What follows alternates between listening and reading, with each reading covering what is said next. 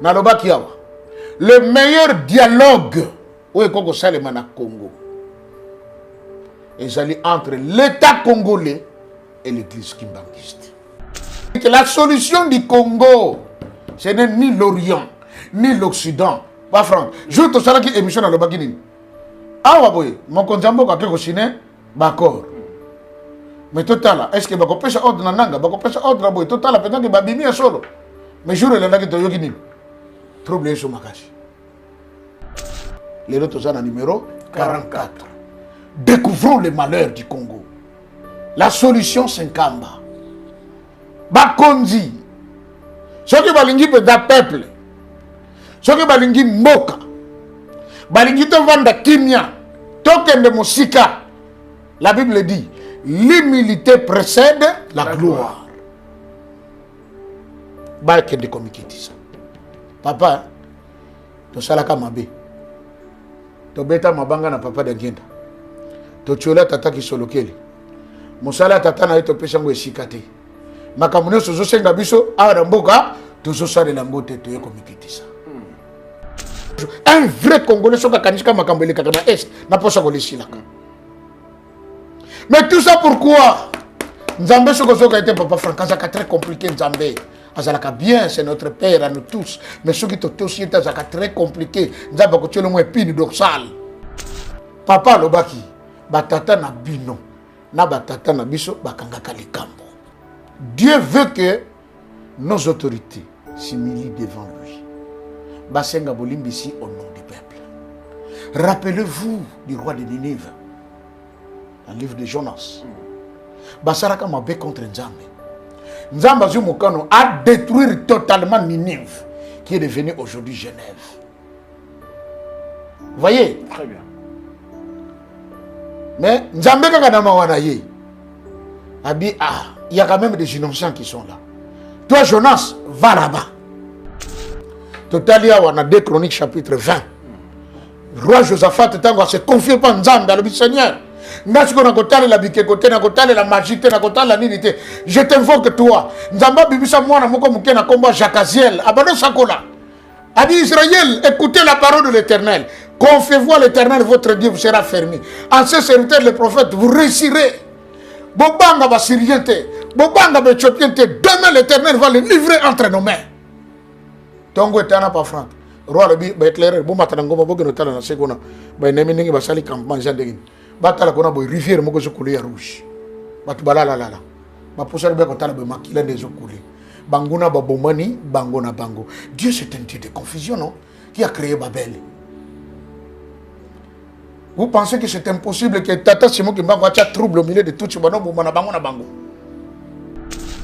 À son excellence, monsieur le président de la République. Nako préféré na loba amonoko na biso ya mboka. Lokota ya biso. Parce que Makamboyo est ali biso. Tata Mokonzi. Ya liboso tozane sengo. Nandenge ozali mokonzi ozali kotambwisa pe kokamba biso. Pamba te makomi lobi bo continuer se wuta kana tata Nzambe. David, prédécesseur, il y a Yona Bokonzi. Tango bana komona ke makambo zo simba te. Ce qui totali na Bible. To yoga kate kakendeki na Syrie. To yoga kiteke akendeki na Babylone. David abandaki ko baluka epai ya basali ya Nzambe. Pe abanako kende yemoko liboso ya Nzambe. Kotuna nkolo na likambo na niveau na komi. Na sala nini? Nzamba bandako pese yano. Rene na ye ezalaki makasi histoire etikala ti lelo tolobelaka ye. Olingo tonga mboka malamu na plan nyonso elongo na tata Nzambe. Oyo ko tshali boso tata Simon Kimbango. C'est vrai, ti nazolo babo mingi bakoloba pasteur ni nazo kotsa na mutu ya tata Mokonzi. Nzamba zakaka moko eza nkolo Yesu Kristo Masia. Tata Simon Kimbango azali motindami ya nkolo Yesu. Yende tata ya nkolo Yesu. Soko ko tshali boso na kata mboka Kongo makambo nyonso ko bongwana. Mingi pe bakosutoka bakokama bakotuna osalaki nini po Kongo koma esika yango ekomi. Bana Guinée, Bana Dar es Salaam, bana poto, bana mokili mobimba, site ya moko, Afrique Info avec Franck Stemai, Yandankala, twende. X-Pass, Marandura, Franck Stemai. Bote Bandeko Balandi à émission Boyebi. Voilà, voici nous sommes au 44e numéro. Tout ce que nous lelo. Merci la confiance et surtout la fidélité, la conseil, la vie nous peut se rabisso à chaque fois que tous avons liboso na on avait été dans la liboso avait été dans la bino. Merci beaucoup. Le révérend Joseph Kikongadiamu Azana Bisso lelo, tous tourné lelo. 44e numéro. Après bien sûr beaucoup de réactions. La 43e. Merci parce que vous avez accordé attention particulière à cette émission et c'est comme ça que nous allons évoluer bien sûr ensemble. L'homme de Dieu, bonjour et bienvenue. Bonjour, merci Papa Franck. Et c'est dans ces pays comme on est là. Merci beaucoup. C'est vrai que tu as l'habitude de faire des temps, mais enfin, 10 jours après, tu as 10 jours après. Mandeko. Exact. Donc, comme je vous l'ai dit dans le prélude, Papa Franck, Boye Bezaka Nzambe. Parce que Boutoua Lelo, je priais à minuit et on me donne un message. Faites en sorte que, beaucoup l'année prochaine, il faut le bango peuple, ok. Na Boutou, à minuit. Nathalie R. Parfois, Papa Franck Alali, Lubina Tongo. Le matin, je vais appeler, je dis, peut-être qu'il est occupé. Dans le Kaka, message R. Moko. Naïb, c'est total d'ici semaine prochaine. Ce qui se passe, c'est comment on a tout travaillé. Et dans le latina, les téléphones sonnent. Papa Franck Stéman appelle. Parce que est-ce qu'il n'y a pas moyen de travailler les je dis c'est pas possible. Alors, comme Nzambaloba toujours en premier lieu, j'ai dit prendre des dispositions. Dans un minute, on a changé de tenue, on a bien boy. C'est une longue vers chez Papa Franck. Et voilà, je suis là. Gloire à Dieu, que la gloire nous soit rendue parce qu'il y a des Mukolo Mukili. Amen. Tout ce pays Makassi. Alors, avant tout banda, comme d'habitude, tu as une prière d'ouverture. Na kombo ya tata ya mwana pe Nzambe molimo santo. Kolo togumbi mitu liboso na yo nakomi kitisa nyonso. Po ete yo za mosanto ozabule biso tozali batu tozobika na mokila masumu pe mokona mokolo tobungaka liboso na yo. Yango wana ntango otalaka soki okotala lisumu ya mokolo na mokolo moko te kati na biso alingaki abika. Tino wapi otindaki mwana na yo nkolo Yesu amikaba mbeka ya libela mpona ntina bayebandimeli yo. Lelo tozwi libako ya kobenga mabana na Nzambe tobotama na mosuni na makila na mai te kasi na kati na yo Nzambe molimo santo na kondima na kombo ya nkolo na biso Yesu Kristo pe koyamba ye lokola mokonzi pe mobikisi. Totondi yo na mokolo kitoko pesi biso tokutana lisusu na Papa Franck sima mikolo zomi oyo toyebaki na kosala 43e numéro lelo toye na 44e mama na likambo. Papa ozali Nzambe ya ba chiffre père impair ya ba lettres et les pays en profondeur negolobaki dans la révélation ya écriture négro-africaine Mandombe.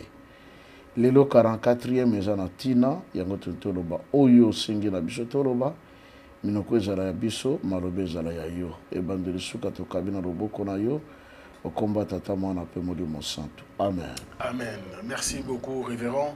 Rapidement, nous retenons quelques commentaires. Oui, parfois. Il y a 43e numéro bien sûr. OK. Il y en a Zébelemi, hein. 122 commentaires, c'est quand même beaucoup. Wow.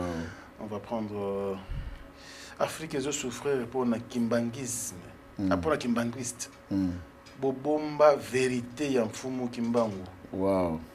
Bobomba ba chrétien, prophète. Mangongele, je sais pas quoi. Mangongele mfumu kimbangu abomeli ye aye. En tout cas, c'est compliqué. Abomeli ye ayebisi ye alobana bino bafungola ndaku ya Matadi Kibala pour secret ya mboka izawana. Mais papa na nkamba mutu aboya Pona nini azwaka mitindo na Vatican lelo ye na baleki bayoka nakate binemi wana nzambe ya ndenge nini biso toza awa na États-Unis ba noir américain souci na bango eza bazonga po bayebi prophétie bakoko babandaki koyebisa bana na bango baza na histoire nyonso mais kuna bino kaka désordre tilelo. Ici je crois que le message est clair à l'église vérité ezali na ndako Matadi Kibala mais bon apparemment l'église qui manque c'était beau et beau kofungola. Bon, je pense qu'il Ndekonde a mal informé. Jean-Si Pembele. Jean-Si Pembele. Merci. Ande comme Congo donc. Bon, papa Jean-Si Pembele, j'ai l'impression qu'Azali mal informé. Alors, il y a Cameroun Moutouya, les en secret. Mais, Babé Nango Pena Nandeli a Kalezaka Matadi Kibala et Matadi Mayo. Oui. Parce que Matadi Kibala, c'était les grands chefs routiers. Famille à Bamfou Bolt. Hein? Oui. Donc, le chef Matadi Kibala. Mais le village, ça s'appelait Matadi Mayo. Puisque tant que Basali exhumation, il y a papa Simon Kimbangu, pardon, dans Katanga, effectivement, le 25 mars 1960. Papa n'a rien d'apprendre les corps. Bachango dans un cercueil zingué, comme on dit, on les fait pardon. Ndeyaki en passant par Mweneditu, au Kasaï. Hein, j'avais déjà expliqué ces histoires. Bandekobalou Baba Yambaka Korwana, très bien. D'accord. Au milieu de cantiques, louanges, adoration. Et puis vous savez le pourquoi, on a dit qu'on découvrir un secret. L'église kimbanguiste, le mouvement de kimbanguisme a commencé en Kamba. Très bien. Donc officiellement le 6 avril 1921. Mais la première église kimbanguiste, au Bena Batouba, comment il y a Sambe, la Baïbane qui est au Bandimi, à Tata Simo Kimbangu, et à Kananga. Ok. Ça, nous sommes dans les années 40. Vous voyez, dans les années 40, il y avait un papa qui s'appelait Beya Enron. Il fut un des disciples de Papa Simon Kimbangu, Bato Bandimela qui est, Bakanga Kaipe Bakirana Papa Simon, Akino Salapi ba prison, ti Papa Simon Sala multiplication, on a Kakoma qui 5 Simon Kimbangu, lui il était là. Alors, Eko Zonga, parmi les premiers relégués, Zonga qui n'a pas Tawana, Papa Simon a fait sa mission, le Kende Kobanda Moussala. C'est lui qui va ouvrir une église au Kasaï, à Kananga, au Yokaka, Baluba Bengaka, église de Malembe. C'est-à-dire, Babana Gossambela, comme Bazalaka reconnu officiellement, et Zalaka interdit ceux qui Bazo Sambela Baganga. D'accord. Ceux qui Moutalinga Matsavoa, Babissé, Wewa, de Malembe. Donc, qui Tsavoa, Nassé. Nde église, on est bota Bababa. Tous ces grands prophètes-là, du Kasaï. Babimé l'église de Malembe. De plus tard, Tango est commis, reconnu officiellement le 24 décembre 1959, Ndé et Salaki le Soussou, apologie dans Gomu Soussou. Et c'est Papa Beya Enron, c'est la personne qui avait prié pour Papa Dengenda Kananga. Un jour, Nanenga Monosala Moussala Naye, à l'Alina Boutou, Papa Simon Goebisaye, est-ce que moi Nananga Yazalakawa? Papa Beya Enron a dit, oh, yon Nzambe Obota, a dit, oui, Ngana Zakanabana, Bazami Sato.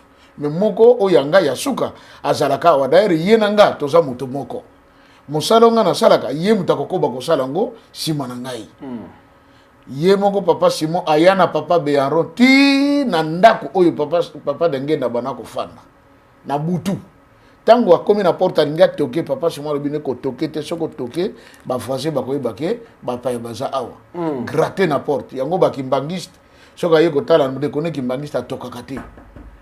On gratte à la porte. D'accord. Ce qui cra, ça signifie que c'est un frère ou une sœur kimbanguiste. D'accord. Le principe est connu. Alors, papa Wanande a gratté la porte. A gratté première fois, deuxième, troisième, papa Dengue Nanandaku à Yoki. À 3 h du matin. A Tuni Nani, Ngaï. Yonani, Ngaï, papa Beyaron. Comme il était un administratif, parce qu'après le gouverneur qui dirigeait le Congo, c'était papa Dengue. D'accord. Kounandé Zaki d'abord comme capitale. Papa Dengenda sort à Moni Tata Moko à Cotissier. Abi oui, Abi na ye kotala yo po Tata na yo mutatine ngana kokutana na yo kutoza na ye wana na libanda. Oh. Tata oya ngai nani? Oh Simon Kimbangu. Oh papa ngenda siko kama oui ya solo noko habita tananga. Mais wapi oh natiki na libanda. Papa ngenda regarde la porte amoni mututi. Abi oh moni te abi oh mais to yena ye. Ay bon papa le bini. Abi atini ngana ko sambela pona yo. Po alobi ngonga ekoki ozwa mosala ndenge boyoka naki. Parce que makambo nyonso yonde muto ko salango. Et c'est papa là, papa d'Angenda s'est mis à genoux. Papa Béa en rond prie pour papa d'Angenda. Tango assemblé lumière et côté na katanda. Bon et sili cérémonie sili papa Béa en rond na buto sanini azongi. Na tongo papa d'Angenda aye musala. Erika ka côté na gouvernorat. Le gouverneur a mundele tango atali papa d'Angenda dit Joseph d'Angenda, tu as maintenant une lumière que tu n'avais pas. Avec ta lumière là, tu ne peux plus travailler avec nous. Oh. Ce fut le 20 mai. Vous comprenez? 59 que Papa d'Angenda va démissionner comme secrétaire du gouverneur général du Congo belge. Pour monnaie ne lo kwa sika. Habite, tu ne peux plus être avec nous. C'est là que Papa d'Angenda va quitter l'administration publique. Alimikande Salemi, ndeba décompte ba pesa yo na lobaki awa et permettant que Papa d'Angenda a foutu la biso caution ya indépendance na mbongo na ye, a loué avion pour ba papa na biso ba politicien ba kende table ronde na Belgique na mbongo na ye. Tout le monde est en voyez non? Alors c'est là maintenant que comme le 3 octobre 1921, Nambanzango Papa Simon va condamné à mort. Après, bah oui, bon, bah voix c'est l'évacue. Que ce soit dans le Parlement, il y a Londres, anglais, monsieur Bazaka contre parce qu'il savait que Papa Simon Kimbangu qui quand même mondi mina bango, étant protestant. Vous voyez, il y a eu aussi des blancs de l'époque qui étaient aussi contre les Belges. D'accord. Les voix s'étaient levées, bah non, bah comme Bomayete. Pour avoir prêché le Christ et faire du bien, faire des miracles, jamais comme ça les matés. Les voix se sont levées jusqu'en Europe. Des décisions, il y a roi et il y a qui ont changé au lieu de Bomaye à la prison à vie. Et avant Akende, le 4 octobre, au bâtiment tout ça, et très beau Kende, Bakene Kobenga Maman Mouilou, Ayena papa de Lungana qui avait 5 ans et papa d'Angenda qui avait 3 ans. Parce que papa qui était en Banzangungu, arrêté ensemble avec son père, un enfant de 7 ans. Bah condamné, prison à vie, à Boma. Sous contrôle. Vous voyez? Maintenant, ce jour-là, papa d'Angenda a dit maman Mouilou. Ndai nazo kende. Mais Moussalanga na yela mutakotika na nango, ye Joseph d'Angenda. Ce qui a collé, Ngongé Koki, ça l'a remise et reprise na ye. Ainsi, tango papa Béa en rond, prie pour papa d'Angenda et qu'il reçoit maintenant un autre esprit, ndesali papa d'Angenda rentre à Kinshasa, nda kutana na bambuta ya Beshingombe tout consort et tout, et na ba obasaki na kata lingomba, ba beti masora bino, ngane na sabuye, na tiki musala l'État, na yepo na ko se consacrer na musala ya tata. Et qu'est-ce qui va arriver? Certains se sont opposés obasaki na kata mouvement. Ay biso bakangaki biso, tonyo kwami. Hein? To salina tata na yo siko yo mwana muke oye yo okonza biso jamais koko sali matin. C'est la première dissidence de l'église kimbangiste dans les années 60. Babengo ba vicaria, ba bimaki bakisa lingomba na bango faire le mayombe. D'accord. Et ça n'a pas bien marché non plus. Vous voyez?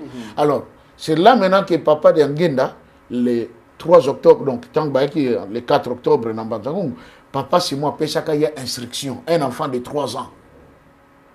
Ndanake kuna nake kuna ndena kokufela mais yo okosala effort oya kozwa nzoto nanga ozongisa ngo na Yerusalem soki o réussir exercice wana lipamboli na bino kotika la seko na seko kobika moto mwinde monani mais soki okokango te pasi na bino kosila te. Ainsi en 60 au mois de mars papa d'Angenda va aller prendre le corps de papa Simon, les ramener jusqu'à Kamba. Tango komi na Kinshasa na beach batu bakenego yambango ba papa Lumumba, papa Kasavubu, Bakamitatu, tous nos grands politiciens de l'époque basaki na beach. Et sika président Kasavubu Salaki, il y a eu discours avant comme président. Prophète Simon Kimbangu, nous te souhaitons le bienvenu sur la terre de tes ancêtres. Et nous osons croire que ta venue nous apporte l'indépendance que tu nous avais promise. C'est ça son discours. Kassavou a reconnu que la personne qui a promis l'indépendance, c'est Papa Simon. Et comme il est revenu, c'est qu'il y a une indépendance. Effectivement. Ouais. Vous voyez? Très bien. Cornaye est comme il est 2 avril à Kinshasa, donc comme il est 30 juin, tu as indépendance. Alors, quand on permis à Matadi Mayo. Matadi Mayo. Tant que comme il a Matadi Mayo, les Belges vont s'arranger. Ils vont kaka Korwana. Non. Oui. Même dans le beach, ils vont boire un maï. Ils vont tonner. Nde gris et ça quand même que mutabana manipilango akiti sikorti et na mukili. Basui kor bakenango Matadi Mayo. Tant que comme il a Matadi Mayo, les Belges ont donné l'argent na bande konabiso bayaka. Ya bandundu. Bongo ya ngoyo. Boso ba machette bokene ko sala désordre. Tant bato bako kima na désordre, boyi bako rona boyanango. Ba yepo ba sala désordre, papa qui sur lequel était là, fâché qu'il était à Tali Likolo.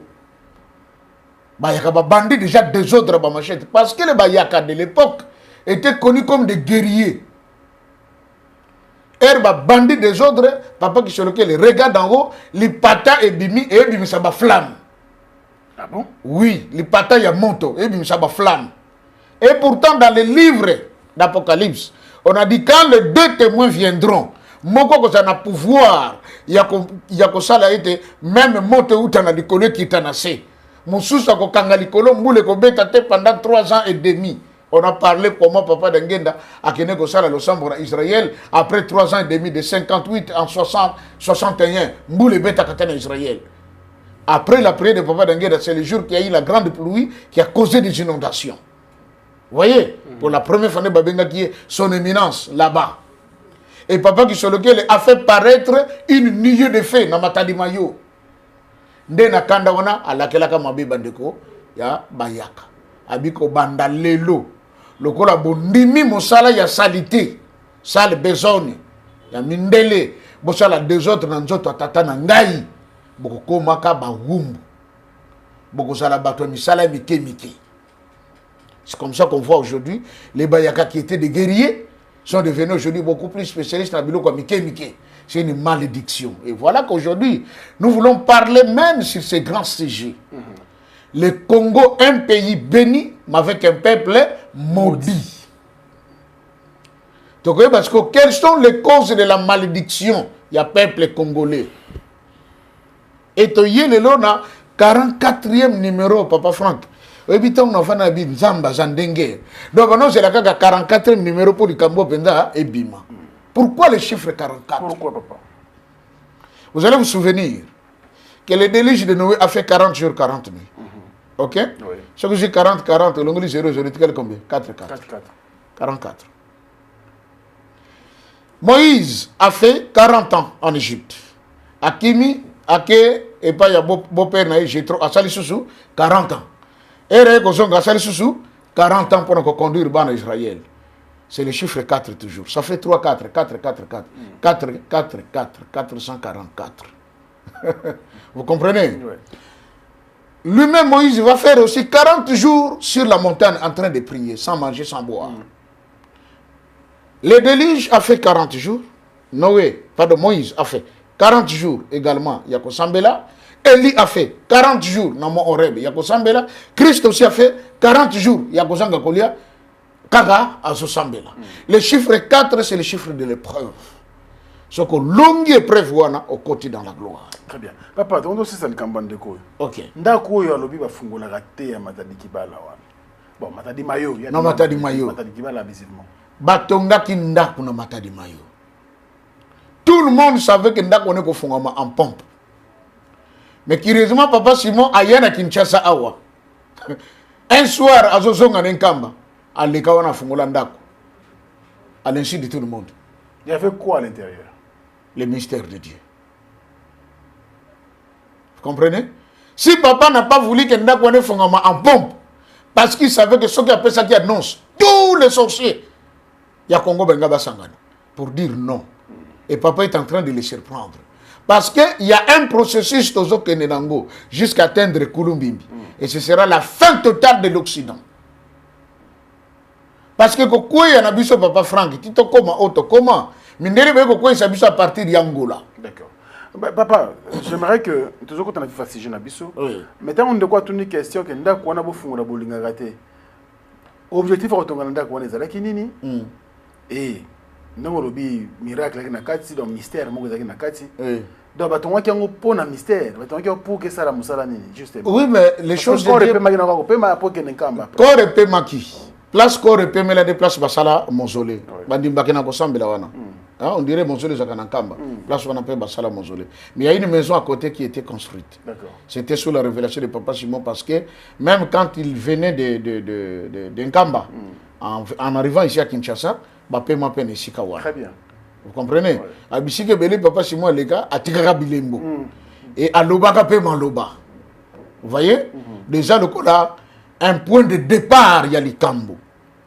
Et s'il faut bien voir, la politique du Congo sur le plan spirituel, son départ est à la Kiwana na Matadi Mayo. Parce que tant que vous avez pensionnaire ici, place il y a recueillement, il y a corps na Kinshasa, et ça qui na Matadi Mayo. J'avais expliqué une fois ici na Boyebi. Tant qu'on a le bac que papa Fayoul a besoin de consulter. Vous voyez, en ce moment la personne ne pouvait y croire, non? Non. Mais pourtant j'avais démontré que a besoin de consulter. Pourquoi? Papa Simon est né au Congo central. Pouvoir le bosso et bandeli pena Congo central. Tant que Bakangiye, aye Kinshasa, en passant par Matadi Mayo, wana, Simanango, Baché na prison Andolo, lui qui était civil, mais na prison militaire, après Bakene ko na Kinkole, avant Baché na Batopo, Akende. Nde Nanzela, Bandeko Bandundu, Balukaka Babeta Papa Simon. D'accord. Vous comprenez? Akei na ye. Bato bayamba qui est bien, Bandeko Équateur. Bayamba yam pompe, Mandala la koyemba. La seule personne qui était venue mal agir, c'est la femme qui était prostituée. Oh, ya Zokisa Papa Simon, na kekele ya Nzetambila. Et la femme là, atikala ko balate, atikala ko botate. Ti akutana na papa d'angenda lobi, yonde na Zokisa kana 20 abi zangate tata na ngabi. Et longango yango. Pe apesa papa d'angenda mbongo. Quelques pièces. Abindima mbongo oyo comme offrande na somba lisumu ya mabe na sala yo na ebakate goza nzambe. Et papa Simon avait promis na bandeko ya Équateur na mikoleko ya na kosepelisa bino tango nyonso na kozala na boloko. Asala ki 30 ans de prison. Reine ya président Mobutu Sali 32 ans. J'avais expliqué pourquoi 32 ans. Tango ba fongola ki temple ya Matete, ya église kimbangiste. Le président Mobutu va donner un cadeau à Papa Dengue d'une voiture Mercedes toute neuve et Outaki usine, dont la plaque d'immatriculation était 32-32. Papa Dengue n'a pas sa mutamuto oyo nini.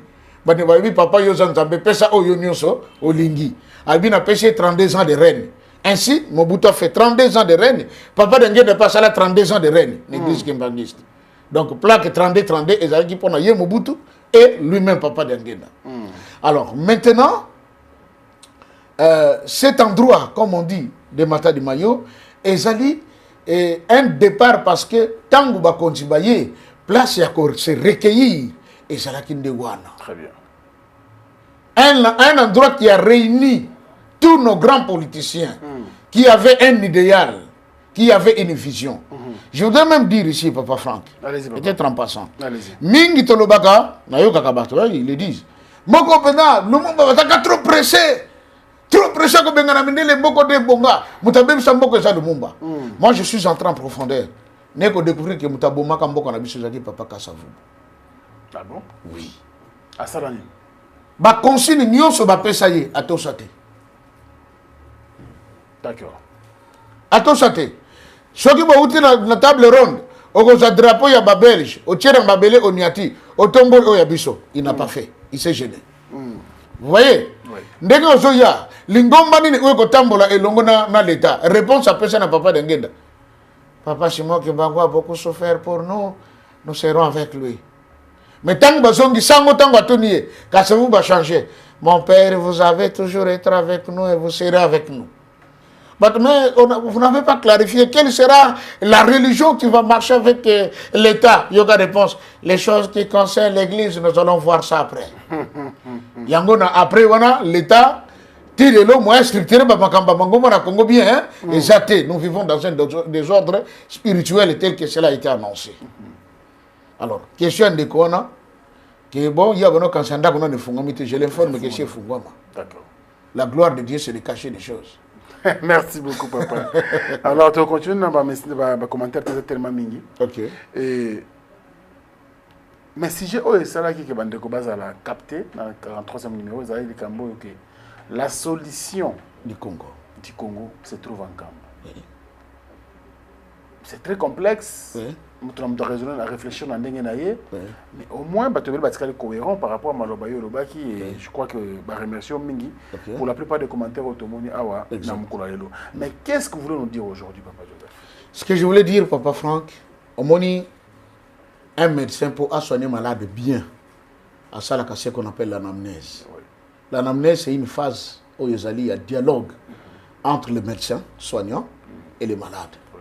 Place à découvrir, Franck, alobi nanga zoka kama lili na pourquoi mon tout est bêta appétit zate pour ça ko sanza o yegola qui médecine bien azoro ba déjà que ça c'est un début de malaria. Ouais. Bon par rapport à basino né na moni alobi que kingo zoka ngama azoko ka lumière te soki kaka moni lumière ne taba ko conférer ça c'est le tétanos. Si c'est pas le tétanos, problème de méningite. Médecin à établir déjà diagnostic à partir de Makambo, ya Moni, à Yoki, à Simbi, la palpation, la percussion et tout ça. N'est qu'on pousser à établir un bon traitement ou qu'on conduire malade à la guérison. Très bien. Ainsi, par l'aide du Saint-Esprit Tata Simon Kimbangu, il nous a fait comprendre d'où est venu le malheur du Congo. Pas ces Wapi. Oyo photo sur la solution c'est koyo nankamba. D'accord. Ce qui te découvrir pas si wana to ba cause wana pe to se donner la peine ya ko appliquer yango la solution viendra. D'accord. Or, il s'avère que ba français balobi il y a jamais eu de mauvaises troupes. Il y a qu'un mauvais chef. Koko na biso babakisi wabi soki mwana ya muke ateli suki ya mutu et tout mouza tata na maman ce qui bazo les saye bien té. Or parfois tata na maman bazo trouver na bango biloko kolia mais mwana mutaza capricieux akobe la peu malnutrition. Mais bato bazo tala kaka tata na maman et ngelo ba makambo tout solo awa Papa Franck. Certes ils ont concerné le peuple mais je la plus nos autorités. Naloba kiawa le meilleur dialogue où est Congo Salemana Congo est entre l'État congolais et l'Église kimbanguiste. C'est le meilleur. Pas où on présenter Bisson à Basenko. Yangote. Parce que là, on voit seulement les intérêts des étrangers. Tata Simon Kimbangu n'avait jamais travaillé pour les intérêts des étrangers. Mais pour que l'homme Congo et l'homme noir se retrouvent. Le problème, c'est lequel, Papa Franck? Allez-y, papa. Papa Dangenda, vous savez, je voulais dire, dans l'église kimbanguiste, on va benga la source d'inspiration, ou encore les éléments de base de la foi kimbanguiste, reposent sur, premièrement, la Bible. Tant que tu vas oh, kimbanguiste, la Bible, tu n'as pas de Bible. On ne comment tu as pas l'église kimbanguiste, c'est pas l'église à Mindele. Nalanda ye Papa Franck, yogina mawa. Hein? Tu peux essayer aux États-Unis, malheureusement, avec des Kama Mounene. Ok. Moi, Naya Liboso, sa première fille, Baouti Boumaye, a combattu militaire, malheureusement, collègue Naye n'a pas incompréhension. A Bétier Massa, c'est comme il était né Lélo. Donc voilà, Nzamba Sougaye. Paix à son âme. Nayoka ki muke mwa mawa, tango na lani ndeko wana. Alors baki makambe belé, mais j'ai compris qu'il y a bien noté. Ayekola. Hein? Ayekola peut-être. Terrain besoin de faire ou Ya Sayo. Au moins, terrain à Sayo, pas franc. Centre d'accueil. Centre d'accueil. Ce qui te tourne beaucoup de Congolais en micro-baladeur et ah oui, ça l'a nini nakala. Zamba. Barobaka Zamba. Basukeli wana. Donc, Kinshasa, papa Franck, tu as vu que Mobutu Moutaki ko débatté zango. Parce qu'on a bien un Léopold de Ville. Mais avant, pas bien un Léopold de Ville. Il a kamboka nini. Ce qui est dans la cité verte, et dans la quartier, moi, bien la cité Pumbu. C'était Pumbu. Ok? Oui. On appelle le chien Bakino. Pumbu. Et ça Pumbu, te. Mpumbu. C'était Mpumbu. Voilà. Mpumbu, c'est parmi les bateaux tango royaume Congo qui est établi. Ne bavanda ki alkola, yem tazaki alkola mokonzi ya mabele oyo. D'accord. Vous comprenez? Ne azaki na ba neveu, bangaliema, bangafani, bangafula. Vous voyez non? C'est tout ça, bangando, kintambo, kintambo qui est devenu kitambo, kintambo. Kitambo. D'accord. Maintenant, centre d'accueil Kimbangisto toujours mon papa Franck. Yango ezalaka marché central à l'époque du royaume Congo. Et si babana koteka ba produits de beauté. Ah bon? Oyo ka ba Congo balobaka ekunkula ekumazi. C'est-à-dire nkula eza poudre, déjà le fond de teint moko zaka couleur ka fond de teint baso basalaka, mazi c'est-à-dire mafuta. Nde babana ko sangisa pakuli longi ngali. Ce qui moi c'est nga bala ba ko qui kumbi babana pakole biloko wana jour akobima beauté y est grave. Mais plus tard, comme tu as dit, bazando mingi ezalaka na moi ezosala na butupe ezosala. Zando wana ou ezalaka na centre d'accueil na temps ya royaume Congo et bongo na ke koma ki zando butu. OK.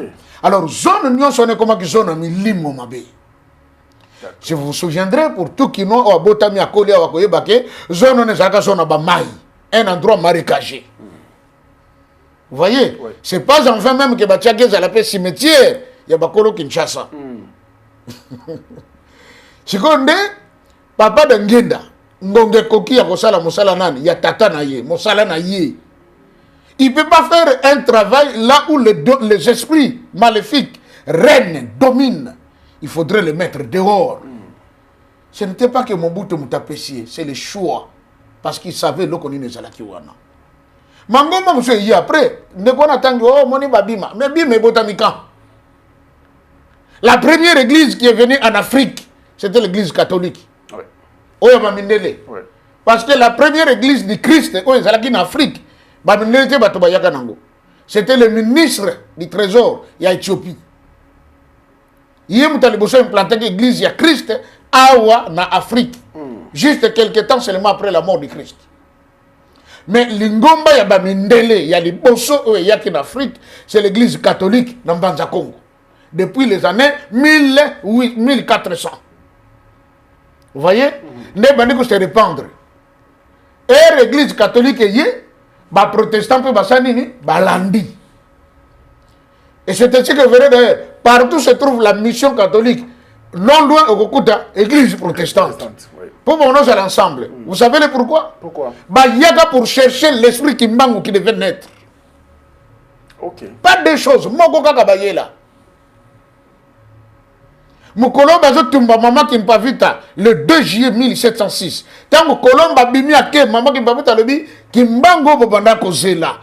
Bobanda ko lukaya ko Kongo la bino ah botekinga ye wona pa kena ye ake kuna na Kongo bango bokene ko landa ye kuna pona lobiko me bakolo na bino bande ko nanga eko vimba po bokene ko na makolo bangole bono ya na nkamba ka makolo tala makolo vimbi so ba komi na nkamba il n'avait que pour seul repas manioko mubesuna ndika.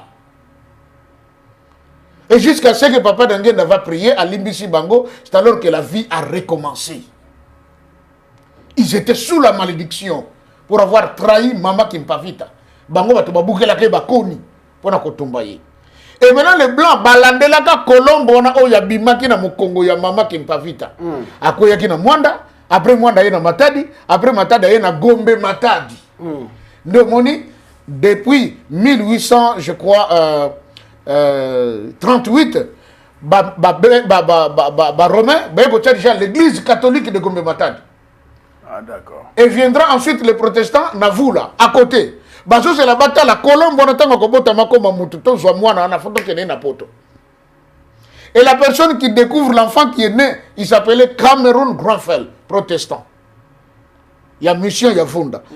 Azo ya ndenge ba sala l'évangélisation na bamboka nkamba kuna ko faire croire batu Christ par force. Mboka moko za nkamba babenga kango lukengo. Batu bazaka kuna bazaka ba dangereux. Ah bon? Vision so ke simbité papa bongama au potambang. Batu wana balanda mundele wana kifo babo mai. Mundele zaka na cheval. Mbangu ayeko koma ti na ngombe kinchuka kote mboko za après kamba to bono matawana. Mama Kinzembo oyo abokola ki papa Simon Kimbangu.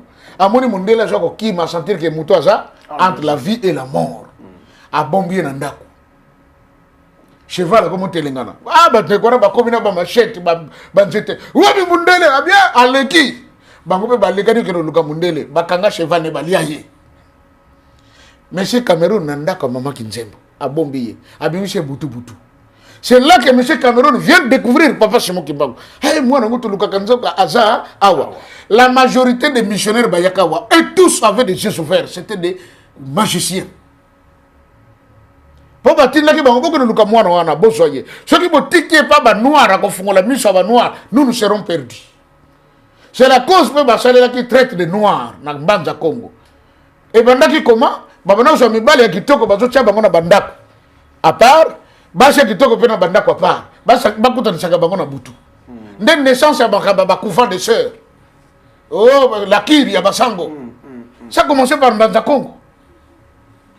Voyez, l'objectif c'est de voir que cet enfant-là puisse naître dans un abotama di mona famille mo que ça allait bien. Mais jamais comme confondre kama kambo. Yewana ke botama na kamba. Quand M. Cameroun Grunfeld a découvert que moi, je suis allé corrompre maman Kinzembo, après ce chien, Kangela Kamboa, Mbeli Angoyo, Sala Musala, Nako Ede yo mono na kene na pota kino kutanga bi moi na o ba parana batika la tenga batika la ngai moyena pesa yoye ezate. Deuxième groupe a découvert Papa Simon Kimbangu, les Suédois protestants. Oh mona na lobaka fota Papa Simon Bokokana na sukine belewana azatorseni. Ne bakotaka jona bazo sala jia ko benda singa. Siko Papa Simon Kimbangu yemoko baninga kuna baza ebele mais soka tshebo bango tu bakoyi. Mais bango soka babendi bako kokoyi c'était. Ba sore tang batali na ba magia c'est celui-ci. Bakangi photo. Objectif de nos sonnes zalaki Simon Kimbangu. Et aussi basala ke loko moko ou catholique na protestant babanda ko yokana te. Soi-disant. Or c'était la politique. Mais le jour où bakangaki Papa Simon et les protestants et les catholiques se sont entendus pour la condamnation. Vous comprenez? Yango moniti lelo. Je ne le dis pas par motif de haine. Mais vous verrez que Batouba Télé et l'église Kimbangu, ce sont ces deux mouvements-là. Et c'est dans les protestants qu'est née l'église de réveil. L'église de réveil vient encore amplifier la haine contre Simon Kimbangu. Nous croyons Simon Kimbangu, c'est un véritable prophète. Il est quelqu'un qui a vraiment servi Dieu. Mais ce que je sais que Simon Kimbangu, non! Dieu est esprit. Il faut que ceux qui l'adorent en esprit, en vérité. Personne ne peut voir Dieu et vivre. Pourquoi les gens se contredisent? Personne ne peut voir Dieu et vivre, oui. Mais quelqu'un du réveil vous dira, Jésus est le véritable Dieu. Car celui qui est le Père, le Fils et le Saint-Esprit. Mais Pierre est avec lui. À quoi fait point?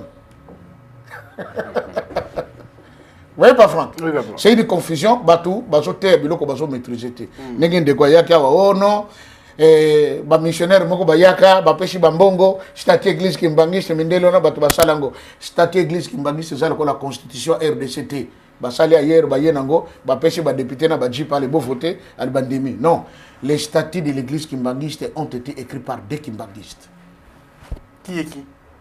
Bambuta yakala papa d'engenda tango zalaki na ba maître mbungu, des intellectuels, ce sont eux qui ont établi.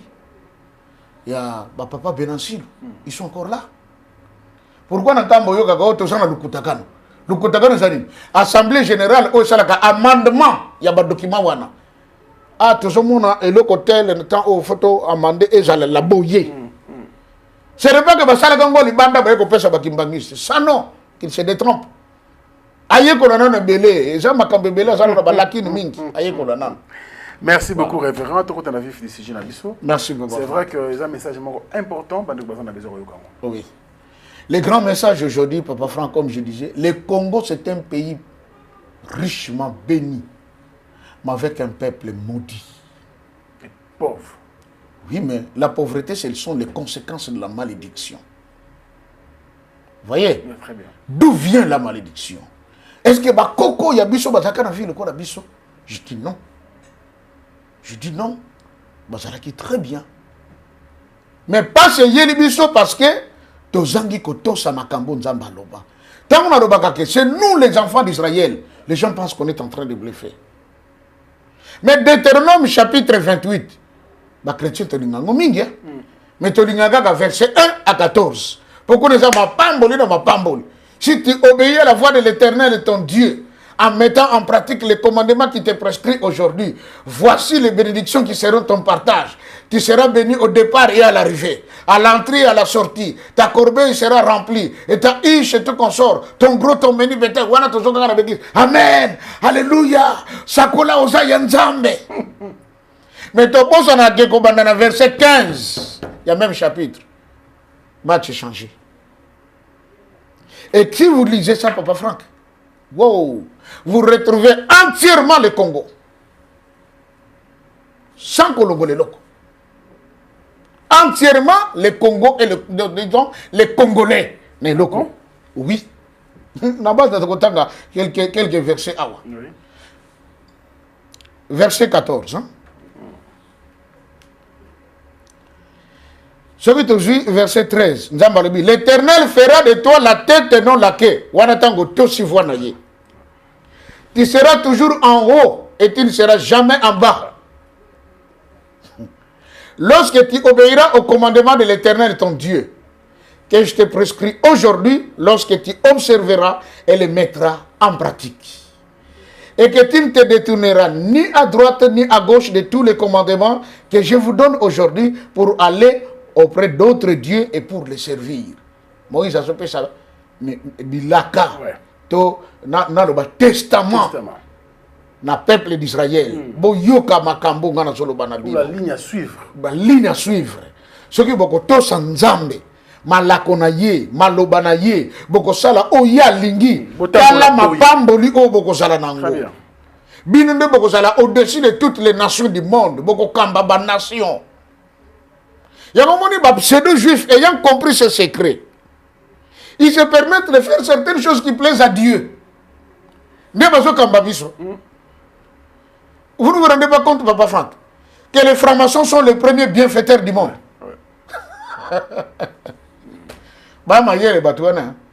Christian a dit que les enfants de ce siècle, c'est-à-dire que les paramètres continue de ah, barufélin, il faut aider Bango. Ma veuve, il faut que ONG, équipe à veuve, ma fille mère. Ah, il faut que tu aies handicapé. Ah, Mokatel, les gens n'ont pas si ils souffrent, tu même la Bango aide. Tu comme un bilou kokolia, mais Dieu voit. Attends, vous avez la franc-maçonnerie, mais tant que vous avez baninga, la Bible dit c'est qu'un homme aura ça, mais il fait quoi? Il émotionnera. Non, Papa Franck, il n'existe pas un grand homme d'affaires qui exerce ce qu'il fait à Kende Liboso sans que Azalana une ligne de conduite à suivre, surtout dans ma campagne de sacrifice. Il y a Batouka Gate. Au moins, Batouno sur Bassanga va faire n'importe comme la fin de l'année. À cause de la boula, on a ouvrier, après ça, Bango Biluka Kolia, Basaka Loso Banin. Tout ça, ça lui attire la bénédiction. Il y a un mataka kaka. Parce que tant que je suis Sakalos, aussi Karta Soso, aussi Bilo Mafuta, aussi tant que je suis Anada Kolobanin. Seigneur, pas mon patron. Nzambe kanise la patron bombaye azala kaka wana pour ceux qui azate Seigneur talanga il passe au pambolier ya ke liboso mais ils ont marqué les pas. Voyez non, Dieu a donné ses principes. Mais dans verset 15 elle dit mais si tu n'obéis pas à la voix de l'Éternel et ton Dieu, si tu n'observes pas et ne mets pas en pratique tous les commandements et toutes les lois que je te prescris aujourd'hui, voici toutes les malédictions qui viendront sur toi et qui seront ton partage. Nzamba lobi ba malédiction. Est-ce que ça na Congo, oui ou non? Tu seras maudit dans la ville et tu seras maudit dans les champs. Oza kanamboka, oza maudit. Oza na ville, oza maudit. Yoka preuve à malédiction. Nzamba toloba. Mopaya ko uta na mboka na bango, aye na mboka na yo. Akokoma muta bozui. Mais yo kokoma mosali na ye. Yango te sema kana bakongo. Ben deux Pakistanais parce qu'on voilà. Bah chinois to banako c'est galobi. Mais tant que awa chinois ça patron. Congolais de mosali na ye. J'apprends même que bamingi basala na ba service de gardiennage. Oh ba tellement na ba porte. So ba comme ah vieux zo que de mai jate. Ba sou ba ka salaire il y a $40 plus 10 000 francs. J'étais dans un taxi papa moko so ba ah attends yo moko putain master attends yo moko. Hein? Si $40, ah, bah, mon dollar quitté, bah, comment on peut s'amuser sur $40, il y a dollars, bah, c'est 10 000 francs, bah, c'est le colo. Attends, yo, mon gossiko. Bon, n'a pas de message, on a un sengate. Si on doit vivre des guénines, c'est quel salaire, ça? $40 plus 10 000 francs, le colo. C'est quel salaire? Je mettais à citer combien de sociétés pour ne pas quitter un solo bango. Mais c'est une grande société de gardiennage. Oh, bah, t'as tellement de banda, là, tout ça, mais il n'a que $40, plus 10 000 francs chaque fin du mois. Nzamba lo bien. Tu seras maudit dans la ville et maudit dans les champs. Mingi mikole le gaga papa Frank Toboni. Et ça, on a ndenga mabete. Bande kwa kasai, ba dondo na diamant. Et c'est là qui somo. Tu connais ta bangulo la kayansa. Yo, na kusumba yo. Vous avez l'eau nini. Est-ce que le notaire monnaie a quelque chose? Ils ont quelque. Pourquoi? Diamant et bungi. Valeur nangope et sili. Namboka, bazolela. Oh, bah, y'a na ville, bazolela. Ça me fait mal quand je vois mes frères kassaïens, certains dormir dans la station de Kolamoto. Pour ça, on a la tête. Est-ce qu'il y a que eux? Non. Tous les Congolais souffrent. Mais la cause, comment on a un bébé? Ta corbeille et ta iche seront maudites. Tant que tu as un mikiawa, tu as que maman soka ke wenzi, akena kitunga. Et les gens qui ont moins de maman, ils ont aussi mis ça. Qui disent ça? Pour que tu aies tellement plein. Les gens qui ont des bunga, tu commandes à sachet vivant. Tu commandes à on ne sait jamais. Master, tiens, on ne sait jamais la poche. Ne vous que non, mon gars, il est bon au tien à 4. Ba papa na kalabazaka, ceux qui papa soya. Oh, ça quand moi mutu kato vele tant aux qui tabo akidisi na basaché bana basoye ba papa ye zalesi est-ce que nous morale les zalala sous zalala soute. Pourquoi on ne se pose pas la question? Pourquoi toujours que les gars se dégringoler de plus en plus? Qu'est-ce qui ne va pas? Pourquoi ailleurs du moins baso se pela mais biso toujours de la kaka? Qu'est-ce qui ne va pas? Mais il y a des causes.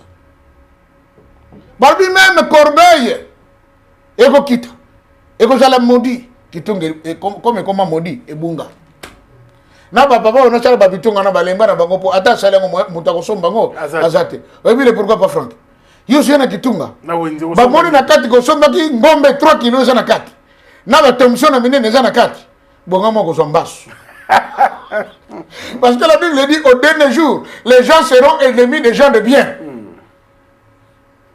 Ne sika muto sombasu te azo préférer ayana moi sachet vivre ya noir ne batie biloko na kati elobaki nango pasteur John mais soko moni ke simbi nango te betaka équipe nationale lipeka soso morceau ya mabumu koto ndamba quiz koto ndamba boye moi solo kaka tango bibi na kati pe bayoki ke non koto pe baleka monsieur menzoka na kati kuna les équipes nationales équipe nationale voilà les Congolais comprenez pas Franck?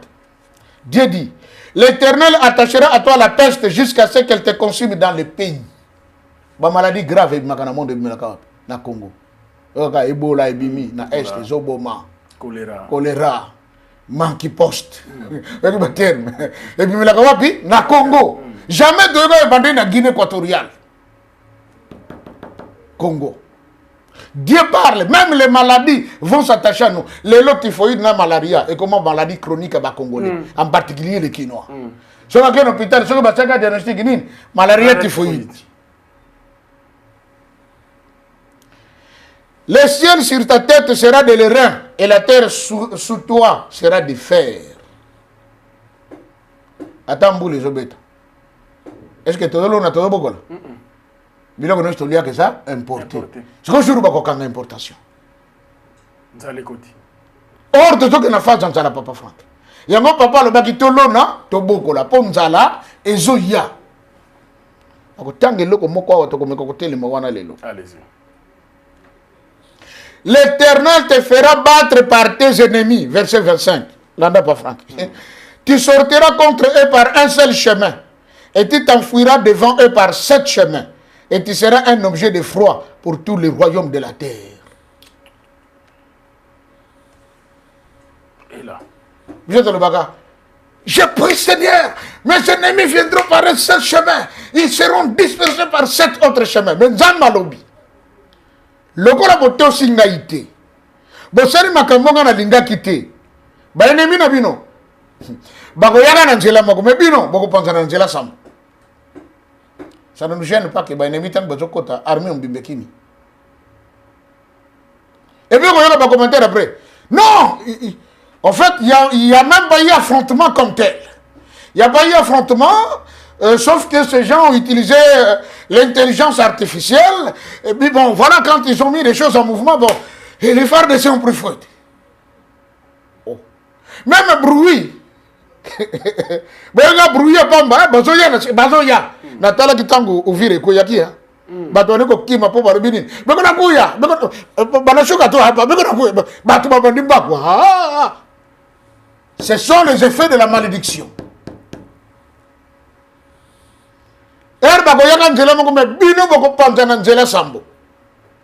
Certains de nos frères se retrouvent là-bas, Burundi. Bamsouba se retrouver réfugiés à l'intérieur du pays. Ou à quelle province, ou à quelle province, tata kendegeboy, maman kendegeboy. Bandeko est mingi ba famille c'est comment disloquer. Ba yeba côté ba kimé la terre.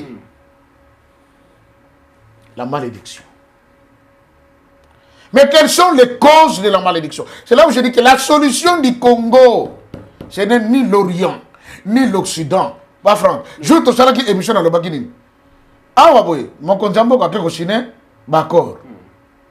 Mais total, est-ce que bako pesa ordre na nanga, bako pesa ordre na boy total peut-être que babimi ya solo. Mais jour le nanga to yokini. Trouble sur makashi. Babimi to yoki babimi. Babimi. Oh bazana bangomba ya Uvira. Bazongi Rwanda te.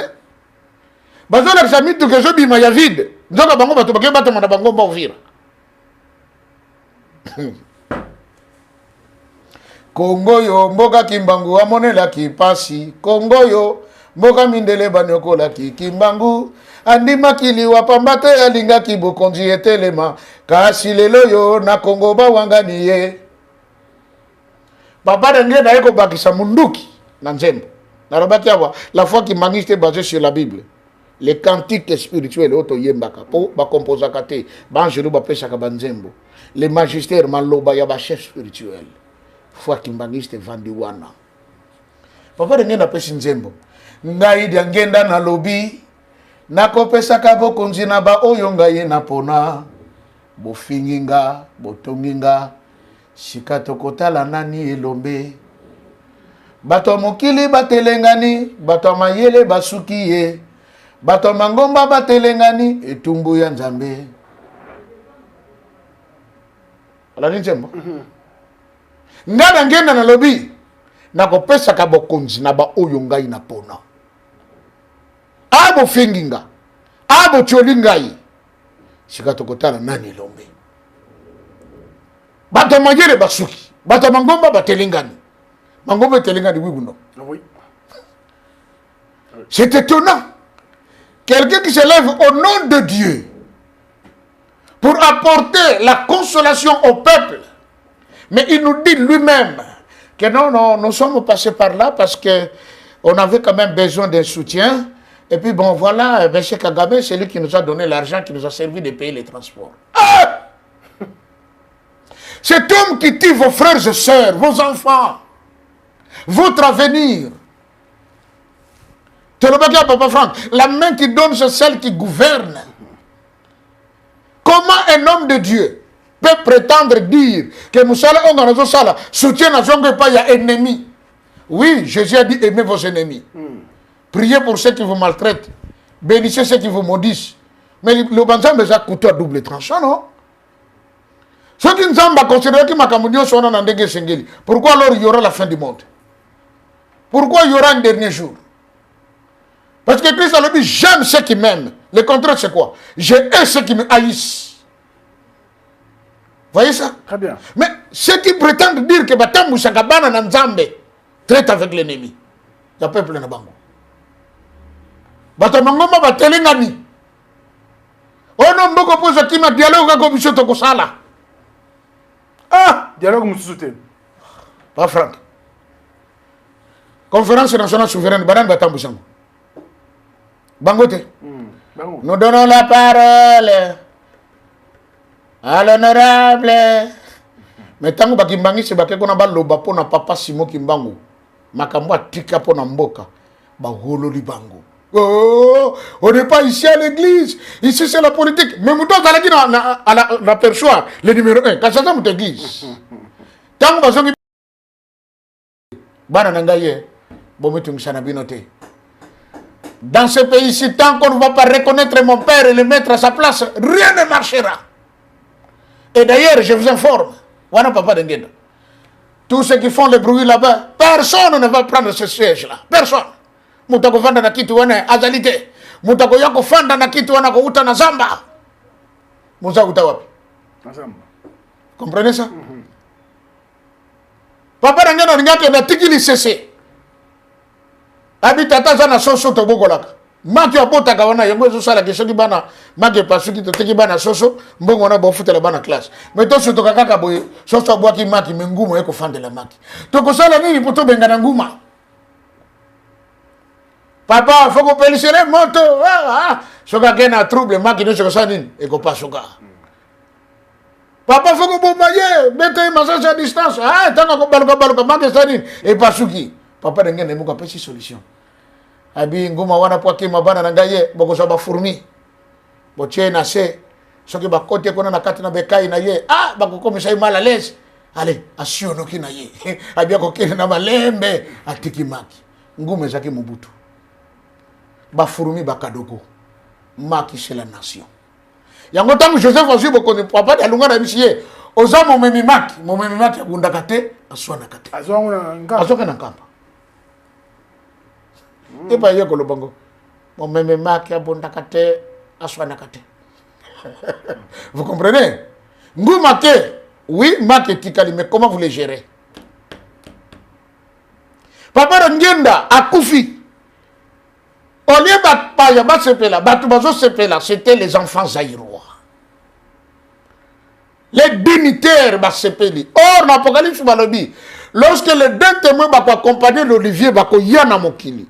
Oyo moko kozana pouvoir ya kokitsa moto ko uta likolo kitana se. Mususu akokanga likolo pendant 3 ans de bimbule ko beta te. Kokufa na bango tango bakokufa les habitants de la terre bako sepela. Bako tinda na kutu bakado, bato bo bana ko tungisa biso basali nini bakufi. Mais tout monde yango na mitu na kaba congolais bible batanga kango ndenge nini. Papa ki solokele ava kufa.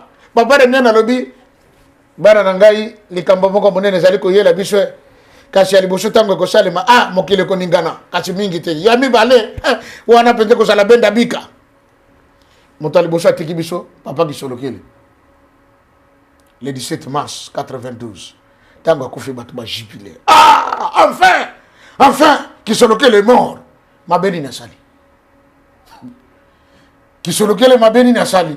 Cet homme qui est allé plaider pour l'indépendance du Congo en amenant la lettre que son père, le document qu'il avait signé avec le roi Albert III. En 60, personne d'indépendance n'a peuple nanga. Ngara libéré yo allez. A joué na Belgique, Congo, Kisangani, Kotana Grotte, Batama. Roi de Belge avant dans Kisangani. Moutabibise na prison allemande, Tata Simon Kimbangu. Mais document bassinaki pour l'indépendance, muta garda tiango maman mwilu. Tango papa qui solokele soki na kosala concours abizwa. Roi soki a tuni yo po yo muta ko bima premier. Akoluka mona yo. Bakoluka ba proposer bo konza ndenge na ndenge mais yo likamboka kolobela kimpwanza. Ndenge tata na robaki. L'indépendance. C'est ce qu'il a fait, l'indépendance. Mais tango papa qui solokele akufi, l'homme qui nous a mis en place l'INPP. Les Congolais ont jubilé. Enfin, ba magicien ba kufi, ba bana ko tungisa biso. Papa Ngenda ono ba bana ngai, balo ba kangana sa moyibi. Na yibi eloko nani Na kene ko kota nanda ko nani? Pamba te tango ngana ko leka kananga tala kuna bato bakangi kangi bangolo kola bantaba. Allez, faki kita musique. Tango bako tuta musique batona na libero bango bakeye bakolo na bango tango bako ya. Nana nika Ngenda moyibi. Mi moyibi ya milimo. Papa qui le maire, les Zaïrois nous avons jubilé. Papa d'Engenda Koufi, c'était même le pire. Cercueil ko bamba mabanga. Njoka mutozo bamba mabanga. Yende mutafuta mbongo poto koma indépendant. Mututozo bamba mabanga. Yé mutasala en sorte que lelo Congolais lati costume. Tout droit à que Gombe. Ah, écoute, je suis encore à la Gombe, attends-moi et tout ça. Mais Gombe, j'ai pas pourquoi tu as la carte. Évoluer. Ce que j'ai la carte, elle évoluer, moi, quand tu as la Kalina, exact. Ngai ngena na lobby, na kopesa ka bokonzi na ba oyonga ina pona. Na loba awa tata Fachi avant zo bokonzi. Le 4 août 2004, papa Kimbangu me montre. Tala mutako comme mokonzi après départ ya Kabila. Ye, natala boy. Papa Etienne Tshisekedi ya mwana. Mais il y a teint sombre. Nabi papa Etienne Tshisekedi ezalaka ya pembe. Ona so mona za mwenda bi mwana na ye. Le 4 août 2004. Tata ngenda pesa ka bokonzi na ba oyo ya pona. Ce qui va pona était pas franc. Mata kita na Congo. Rien. Le droit de comprendre ici qu'il y a des problèmes de outils. Donc, la direction n'est pas de la solution. La direction, c'est un camp, papa Franck. Papa, c'est moi qui m'a gagné. Aïe, on a centre tellement dit. Ah, nani a kosenga bolimbi si pour na Congo. Zamba, ça les demande. Pas mon que bateau besoin de passer. Pas Franck, Zamba, c'est compliqué. Yé, moi, comme tu as pona les bottes à Israël. Mais en Égypte, à Abraham, le gars d'autocité, les bottes à pendant 4 siècles et demi. 4000. Hein? Donc 4 siècles et demi. Donc, ça a 430 ans en Égypte. Mais quand on a vu ce temps, on a vu au Congo. Et pas en Zambie d'Égypte. Donc, quand on a prison à 4400 ans. 44. Il y a un Zambie, un homme noir à la tête des États-Unis, comme 44e président. Les autres ont un numéro 44. Découvrons les malheurs du Congo. La solution, c'est Nkamba. Bakonzi. Ceux qui balingi da peuple. Ceux qui balingi mboka. Balingi to vanda kimia. Token de musika. La Bible dit, l'humilité précède la gloire. Balke de komikiti. Papa, to salaka mabe. To beta mabanga na papa d'Engenda. To tchola tata ki solokele. Musala tata na ito pesango esikate. Makamune sozo senga biso ara mboka to so sale la mbote to yeko mikitisa. Nzambe tango sala likambo. Il y a toujours on a ko benga la prémisse ya Nzambe. Parmi ma province na biso, il y avait une province où Banako s'est développé. Maniema. Et ça a besoin de reculer.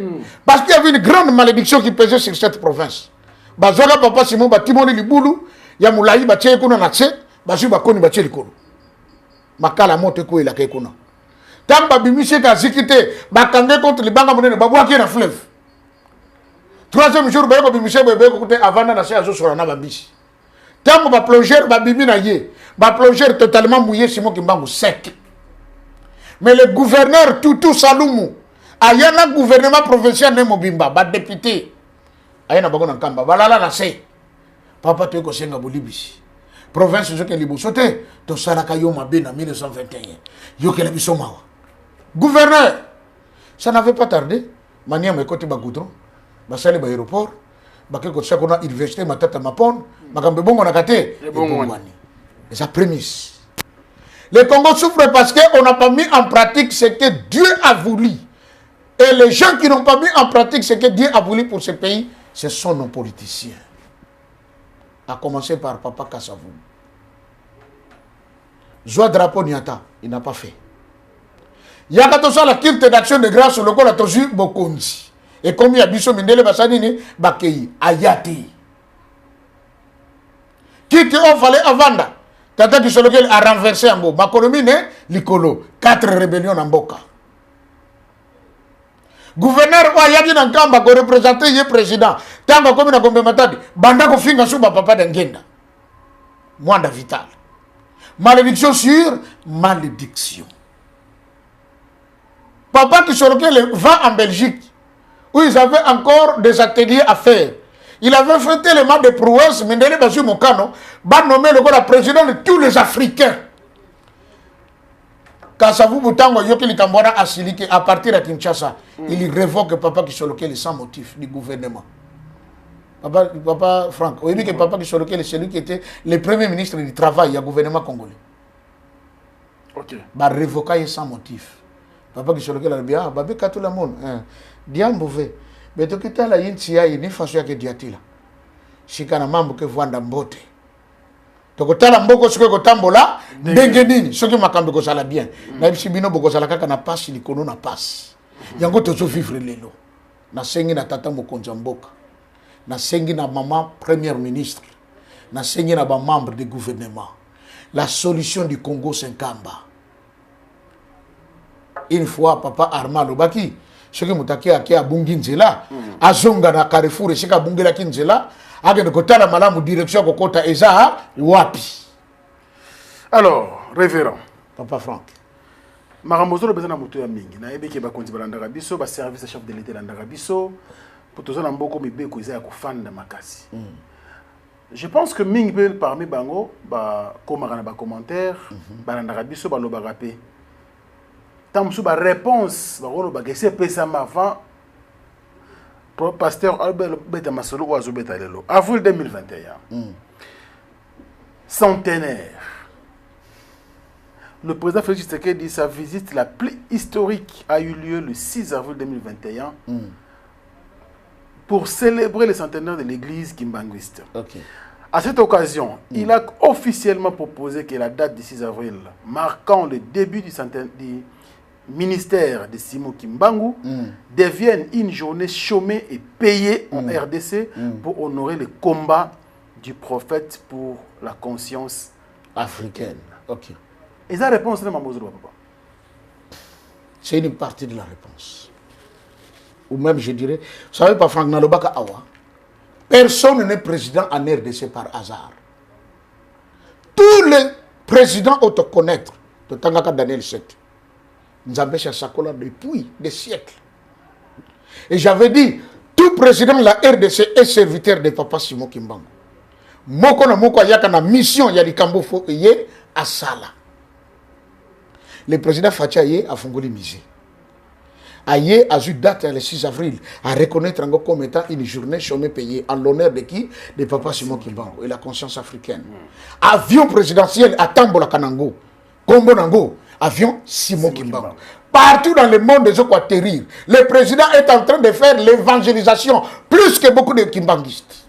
Très bien. Je vous le dis, c'est la vérité. Parce que partout aux autres atterrir, ceux qui critiquent, Bato Ole Batanga Air Congo, Ndeke Zalaka Air Zaïre, Bato Tanga Simon Kimbangu. Il y en a qui se posent des questions, non? Oh, who is this? Ah oui, non, c'est leur grand prophète. Vous voyez? Mais il y a une chose seulement étikali. Bah Franck, la bosse à l'homme mais ne sais pas si on a l'indi, c'est la mabe na sali. Na maman na bana bano komisa. Ah Franck, où me là, yo benga. Ah mon gros côté, où me là na yo kaka. Mais pourtant na sala ki o mabe. Fana ba de la wapi. Na osenga bolimbis. OK. La réparation. La réparation d'abord. Or, nanu te réparer. Tobeta tata bengue na mabanga, nanu te réparer. Tata qui a été révoqué injustement, nanu te réparer. On a réparé la prison de Papa Simon. Condamnation au Basalakaye de façon injuste. Mabi oui, oyo ezaki injuste, photo sadini, to bimisé dans les Cambouana. Te rendre libre. Te rendre libre. Processus organisé par le président Kabila en 2011. Oui. Ça, c'est une très bonne chose. C'est une de ses missions. Vous voyez, non? Oui. Une de ses missions. Il a accompli. Mais c'est que Papa Lobaki, Batata na bino, na Batata na biso, Bakangaka likambo. Dieu veut que nos autorités s'humilient devant lui. Basenga Bolimbisi au nom du peuple. Rappelez-vous du roi de Ninive, dans le livre de Jonas. Basaraka Mabe contre Nzambe. Nzambe Azumukano a détruit totalement Ninive, qui est devenue aujourd'hui Genève. Vous voyez? Très bien. Mais Nzambe Kakadama Wanaye, Abi, ah, il y a quand même des innocents qui sont là. Toi, Jonas, va là-bas. Yebisa bango. Jonas a kimi a que de Tarsis. Babi, te, kende kuna. Dalinga kena Syrie. Zababi, zonga kende kuna. Atie matata mbise melie. Et que ça, je le vois. Amoni que, eh, awa naza obligé na sala bukana nzambe. Alobi. Roi tango va comprendre. Ba Bible lobi, hein. Kobanda roi. Na bak chef ni nyos. Na peuple. Ba sala jeûne et prière. Toute la nation. Na bibouele, ba liate. Ils se sont humiliés devant Dieu pour demander pardon. Na mabe ou ba sala ki pa nzambe. P. Bible lobi nini. Des chroniques. Si le peuple sur qui mon nom est évoqué s'humilie, prie et cherche ma face, moi l'Éternel, je l'exaucerai du haut des cieux. Si vous avez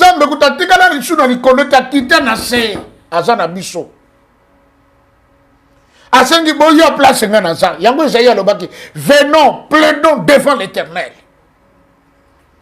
Abiboya, humiliez-vous. Et donc, nous avons senga sikoyo. Tata qui m'a dit senga, bakonzi, na peuple, tokende liboso na yeto s'humilier. Tout se rendre quand même compte qu'il y a quelque chose qui ne va pas. Ce que tu continues quand tu as déterminé, oh, Papa Franck, mais c'est grave, ma cabosa awa. Un peuple que tu n'auras point connu mangera le fruit de ton sol et le fruit de ton travail, et tu seras tout le jour opprimé et écrasé. Les Rwandais tant que besoin qu'on t'en a biso. Babilanga babo to la te. Babibouere baso to la te. Est-ce que tu solo ngato to écrasé? Mais c'est ça la Bible. Ça doit nous interpeller. Quelque chose ne va pas. Quelle a été la cause? Ce qui va y quitter. Je viens pour dévoiler. Tout ça qui m'a bien tata kimbangu. Tout aussi été. Mon beko tata kimbangu atikaka bakonzi na biso bakoki ko traiter na Nations Unies te. Va faire venir armée ya Nations Unies na Congo. Interdit. Bakonzi ba yokate ko banana tata Mobutu. Abengishin oni. Je suis mon force. Il y a Nations Unies et il y a Congo, mais ma bengango mission d'observation. Donc Congo là zo bundana Rwandais, bango va observer. Bango va observer. Ah, au petit fort. Hein? Vous comprenez pas Franck? Le numéro 1 des Nations Unies, M. Guterres, à l'Obiboy, les M23 ont un équipement très sophistiqué, des armes de dernière génération. Ils sont tellement équipés plus que l'armée congolaise. Ah! Oui, c'est insulte, non? Ils insultent. Comment une armée de la rébellion est là plus équipée que l'armée nationale d'un pays, aussi un pays grand comme la RDC?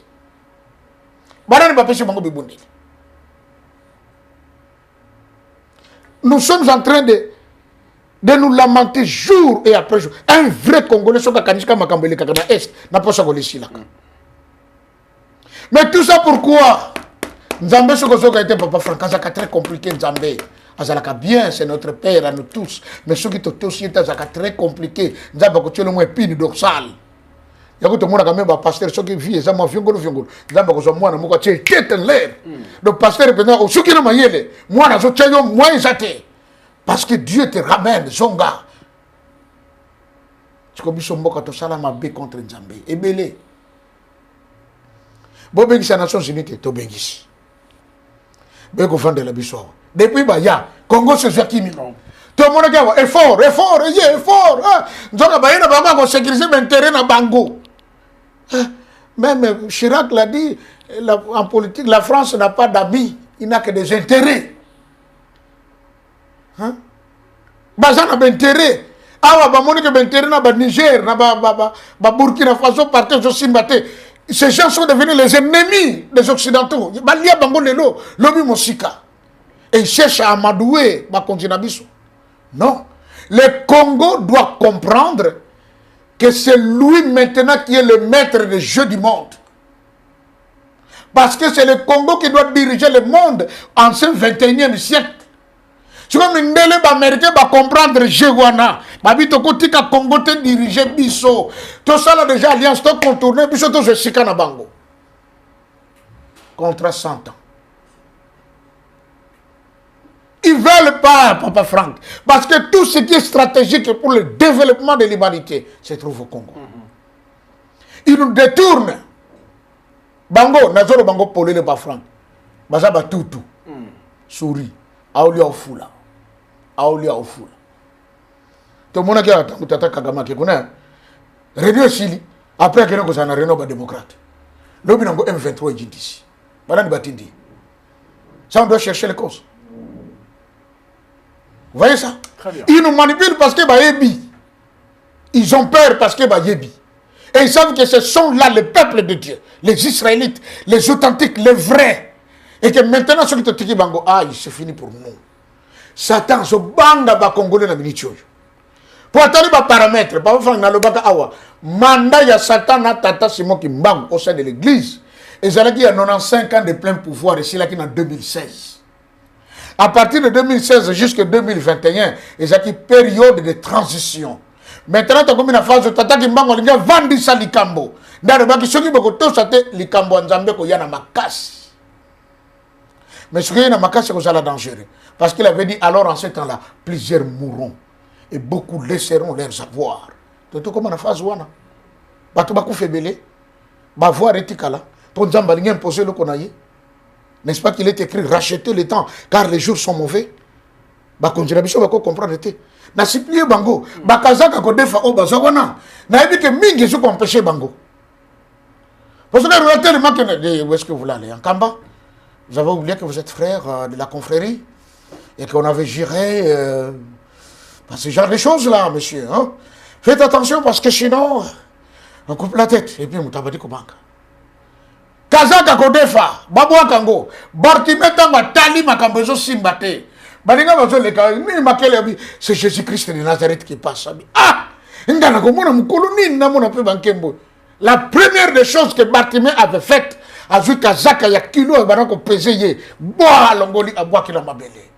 Balobine, lève-toi, il t'appelle. Prends courage. À Télémi, à Banogang. Jésus, fils de David. Alors, que Jésus, fils de Dieu. Fils de David. Parce qu'il dit que David, c'est le roi. Oyaye, c'est le prince qui doit hériter le trône du roi. Ceux qui n'ont reconnaître à ça dans Gaboulam. Yesu dit, que veux-tu que je te fasse? Il dit que je recouvre la vie. Asimba Kanamis. Mais je fous. Ceux qui m'ont conduit à ce courage, il y a que la Bakazaka, il y a que Defa. Papa qui est simulé devant Zambie. Papa Franck, Dieu est un miracle lui-même. Totalia, on a 2 Chroniques chapitre 20.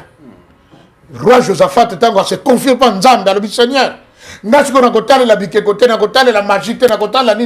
Je t'invoque toi. Nzamba bibisa mwana moko muke na komba Jakaziel. Abado Sakola. A dit Israël, écoutez la parole de l'Éternel. Confiez-vous à l'Éternel, votre Dieu vous sera fermé. En ce serviteur, le prophète, vous réussirez. Bobanga va syriente, Bobanga va éthiopiente. Demain l'Éternel va le livrer entre nos mains. Tongo etana pa Franck. Roi le bi ba éclairer, bo matanango ma bogo notala na sekona. Ba nemi ningi ba sali campement jandegin. Ba tala kona boy rivière moko zo couler rouge. Ba tu bala la la la. Ba pousseur be ko tala be makila ne zo couler. Banguna ba bomani, bangona bango. Dieu c'est un Dieu de confusion, non? Qui a créé Babel. Vous pensez que c'est impossible que Tata Simon qui m'a trouble au milieu de tout ce bango. C'est parce que tout ça, tu as peu de foi, on ne croit plus. Tant d'église n'est pas dit. Congo Sobonga. Et bon, parce que les gens n'ont pas la foi. Bazana sensation, bazana émotion. M'asseoir dans 4 fois, ils ont dit. Parce que s'il y avait la foi envers tous ceux qui partent prier, on allait changer le Congo. On n'a pas encore connu la vérité. Car Christ a dit, vous connaîtrez la vérité vous affranchira. Ce n'est pas le problème de combat de l'état. C'est la journée de délivrance. La délivrance, c'est connaître la vérité, tu es délivré. Merci beaucoup, révérend. Merci, nous sommes pratiquement à la fin. Je pense que numéro 44 est en moto. Oui, parfois. Merci beaucoup pour ça, parce qu'il n'y a que de révélations dans Moyebi. Que de révélations. Bandeko va vous contredire. Je pense que Narotique là autant pasteur, autant la caméra oyo. Na bandeli sukoloba. Trouver ko kutana na chance. Azana ba occupation belé. Mais nzamba yoko sala en sorte que yemoko mokonza mboka ko ya na vidéo oyo. Ba service na ba ko na vidéo oyo ki ba komisa la pe na ye.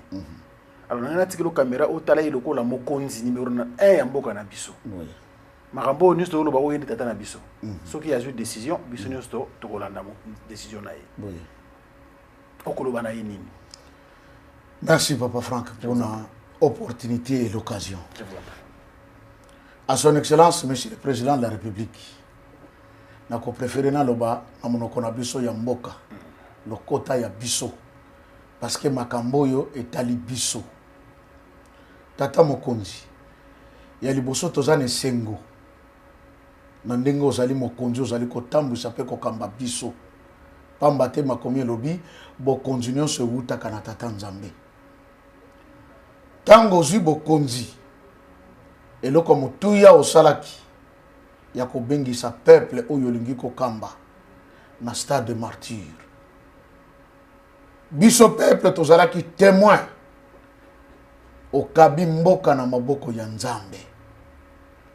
Pe olobi nkolo na bengi yo yaka tia kiti na yo awa fanda kamba pe tambwisa biso.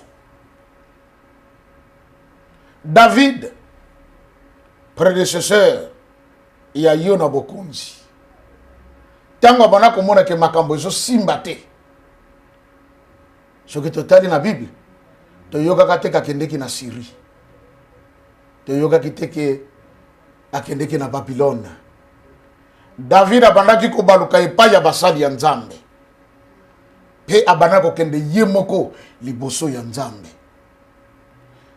Kotuna nkolo na likambo na niveau na komi na sala nini Nzamba bandako pese yano rene na ye ezalaki makasi histoire etikala ti lelo tolobelaka ye bosenga na biso tata mokonzi ezali pe lobi tango koma no mobange osimbi nzete po biso posta ezateke baboma yo osimba nzete koma mobange to ya kotuna toli pamba te bakolo baloba monoko mobange lumbaka solo kasi kati na ibimaka wana ezali koleka mafuta nzoi na tango wana toyoka masolo kolobake na kutana kana likambo songolo na barusaki miso epai na Nzambe tala eyano na zwaki Kongo nesike komi bato na mokili bakokosala eloko te mia motuya eza na maboko ya Nzambe lokola tata Simon Kimbangu asengi komi kitisa kosenga bolimbisi mpona mabe oyo biso tosalaki tata mokonzi roi Salomo tango azwaki bokonzi atumbeli Nzambe mbeka afukamaki ye moko alobi nkolo nasengi bolimbisi mpona masumu na biso ya batata na biso bakoko na biso na bakokololo pe nasengi yo esika nyonso peuple ono bazali to bakokendeke jour bisika nyonso bakozala soki babeleli yo pe batalisi elongi na bango awa na Yerusalemi esika temple no ezali yokela bango uta kuna na likolo seke Nzamba aza na makoki ya koyoka peuple partout soki yo moko tata mokonzi ofungoli biso nzela po tozonga na makolo ya Nzambe po mboka oyo ezali ya Nzambe na banza na koloba mingi te ndenge bakolo balobaka tokonoko lokola mvula te ozali mokonzi na biso tolingi pe tokotosaka pamba te kate na lingomba tata Simon Kimbangu mobeko liboso ezali totosaka leta yango tata mokonzi toyaki lelo pona koloba ete pasi ya Congo na makasi na biso tokokoka ngo te. Psaume chapitre 127 elobi soki muta kotonga ndako kasi aza elongo na Nzambe te azotonga na pamba. Olingo tonga mboka malamu na plan nyonso elongo na tata Nzambe oyo kotia liboso tata Simon Kimbangu. C'est vrai, tina zolo babo mingi bakoloba pasteur ni nazo kota na mutu ya tata mokonzi Nzamba zakaka moko eza nkolo Yesu Kristo Masiya. Tata Simon Kimbangu azali motindami ya nkolo Yesu yende tata ya nkolo Yesu soko kotia liboso na kata mboka Kongo makambo nyonso ekobongwana mingi pe bakosutoka bakokama bakotuna osalaki nini po Kongo ekoma esika yango ekomi na sukisi na komba tata mwana pe molimo santo. Amen. Merci beaucoup révérend tokomi na suka merci na bandeko nyonso batali biso na kotikela yo temps o tala bandeko bolanda biso Oloba le Kambo Loba pour na 44e numéro Oya Boyebi ya lelo et puis tout ça la prière de clôture. Merci une fois de plus Papa Franck. Je vous en prie. Dans le mois de décembre 2025. Mais politique le Koktanga Tozokota 2026. Tata Mokonzambo comme collègue azalaki na parlement alobaki phrase moko lobi les ténèbres ne régneront pas toujours. Très bien. Congo umeli tango molai na molili. Kasi molili wana soki yaki biso moko nde tolingaki yango pona bozangi botosi. Botosa Nzambe. Peuple totika kopesa kaka faute na bakonzi. Mokolo nzota papa na ngende yaka tomona kate gouverneur to ministre atelemi likolo pont azo bamba mabanga. Bato babambaki mabanga biso peuple. Kobanda bakonzi na biso peuple biso nyos toza ba coupable liboso Nzambe. Tomikitisa. Tosenga bolimbisi. La fois passée tant on allait na RTNC na lobaki tata ki mbango alobi. Tobelelaki banzambe mingi pour la situation mboka. Cette fois-ci tobelela ye totala nini ko salema na trouble o e bandi. Na banja to monaki M23 vandaki kimia. Soki pe lelo ndenge tozoke na suka ya mubu oyo. Congolais nyonso sika zali akofuka malobi tata ki mbango. C'est vrai to yoki mingi. To ngi pe to cha une épreuve. Soki ya solo za la Nzambe na biso. Oyo bakoko na biso basalela. To sengi olimbisa biso na mabedi nyonso to sala pour que 2026 ezala nouveau départ pour na biso ba Congolais. To na 44e numéro. Chiffre de l'épreuve. C'est que Nzamba moni pasi na biso e umeli tango molai. Boloka mutumunde zaki ya 4400 ans. Ce que tata Kimbango a dit que n'a pas son to bima to sepela comme les autres nations. Pour ce qui totali maimazuli kanamboka na biso moko to se rendre compte que quelque chose ne va pas. Congolais avant de que sika moko na poubelle azomona ngo ça normal. Azoteka biloko kolia ba finika te liboso poubelle azomona ngo normal. Or ne peut vivre cette situation qu'un démon. Mutu normal moya monango normal ezate pona nini Nzamba longoli biso na bomoto mabe oto sali et ça en sorte que Congolais sikaza na mboka nyonso bapaya moya baza ina valeur ezate parce que eloko ko pesa ka valeur Nzamba sanini alongoli. Il est écrit humiliez-vous sous la main puissante de l'Éternel et il vous élèvera au temps convenable. C'est le moment biso ba Congolais tomi kitisa liboso Nzambe ayoke la biso mawa pour que 2026 totomboma batanga biso de façon positive batika koyembe la biso banzembo ya mawa to ya soni kasi biso toza la peuple tokopesa lokumu na Nzambe pona lokumu ya kombo na ye na banza ya mutuya na koka koloba na peuple congolais en cette fin d'année 2025 ne yangowa. Merci papa. Tosepeli, alors te remercie l'équipe technique, Merveille Mampouya Zaki Nabiso, merci à Magloire KS, merci également à RJ Oulabila et à vous tous. Nous vous souhaitons une bonne fin d'année 2025 et surtout bonne année 2026 et puis joyeux Noël à tous. Tous ensemble, émission Boye Bizé, émission Nabino à chaque fois. Beaucoup de Rabiso, l'essentiel des Ayango Anakoye que il y a un programme qui existe, on a mis Manabino et Biso peut tout ça en sorte que à chaque fois Katoya toujours na bolingo nyonso surtout pour na Moussa Nzambe les révérends pasteur Joseph Kikonga Diamou ou se disponibilisera toujours malgré les multiples occupations mais à Biso awa bino obenga ngo université wa muso obenga ngo école du savoir wa muso obenga ngo motamtasa appellation par rapport à cette émission mais en tout cas merci beaucoup parce que aussi musika comme en 2021 ti 2025 il y a un qui est vers la fin toza toujours ensemble et nous croyons qu'en 2026 également nous serons ensemble nzamba batela biso toko taper 2026 na santé malamu na kimia pe na prospérité. Merci révérend. Merci beaucoup. Merci. Avant tout ça, on a présenté le vœu le meilleur à tous les peuples congolais du monde entier, Nabakonzi, et plus particulièrement à sa divinité, Papa Simon Kimban Kangani, et toute la famille spirituelle de Kamba. Merci beaucoup. Tobondeli. Na kombo ya tata ya mwana pe Nzambe molimo santo.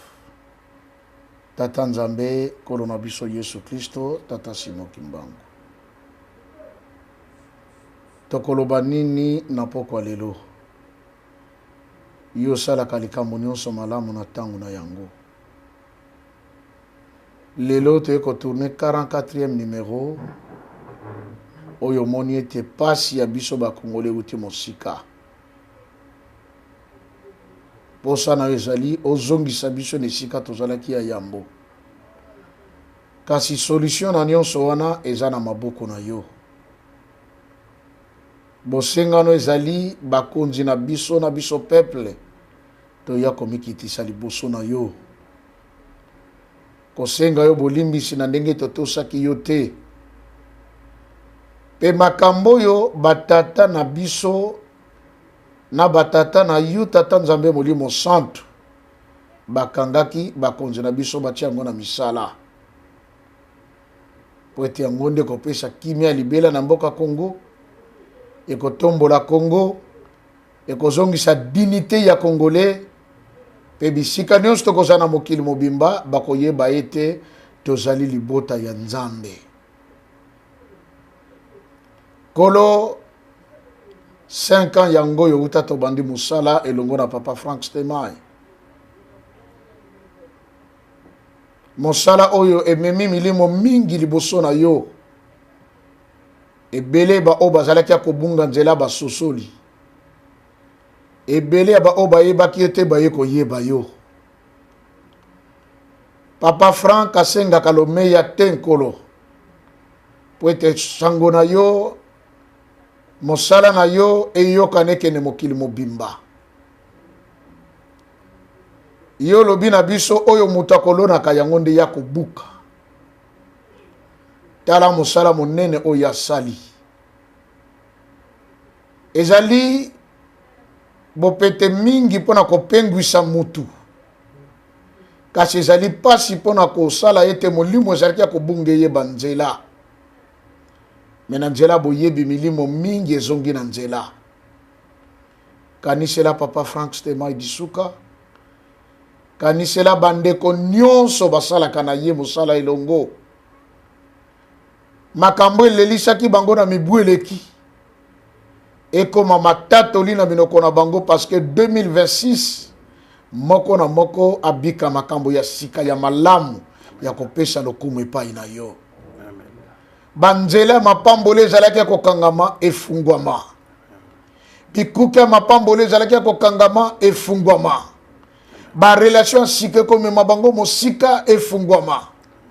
Makambo ezalaki te bango bakanisa kate mezali bolamu pona bango papa kokisela bango. Bandeko ba papa mampuya bakomi pesaka. Soki to bandi mosala bazawane bandelekino suka. Pesa na moko na bango ezali posa motema. Bazali ba jeune o balingi pe lobi babala bakoma ba responsable. Papa fungolela bango.